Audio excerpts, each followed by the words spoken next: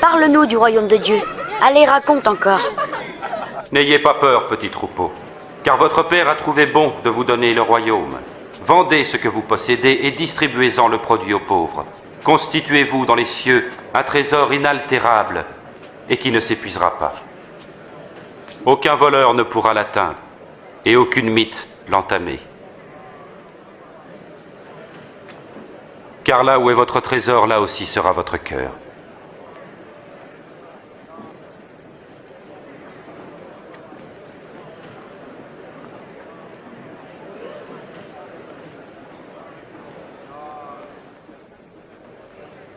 Femme, tu es délivrée de ton infirmité.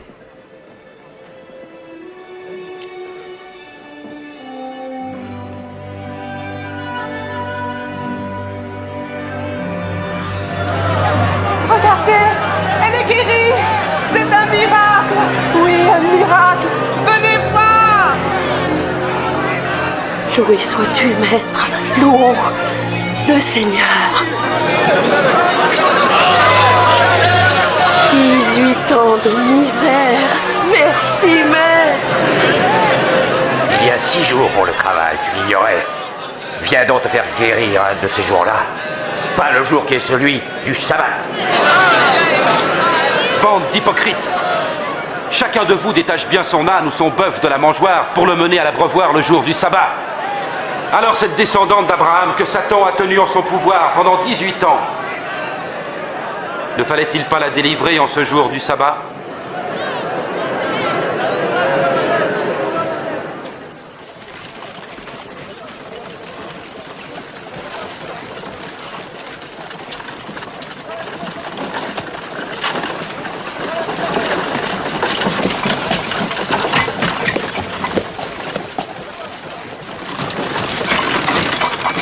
Ô bon maître, que dois-je faire pour obtenir la vie éternelle? Pourquoi m'appelles-tu bon? Personne n'est bon, sinon Dieu seul. Tu connais les commandements. Tu ne commettras pas d'adultère. Tu ne tueras pas, ne porteras pas de faux témoignages. Tu respecteras ton père et ta mère. Depuis ma jeunesse, j'ai obéi à tous ces commandements. Il te reste encore une chose à faire. Vends tout ce que tu as et distribue le produit aux pauvres, et tu auras un trésor au ciel. Ensuite, viens et suis-moi. Mais nous sommes des marchands et riches. Qu'il est difficile pour les riches d'entrer dans le royaume de Dieu. Oui, vraiment, il est plus difficile à un homme riche d'entrer dans ce royaume qu'à un chameau de passer dans le trou d'une aiguille. Mais alors, qui peut être sauvé?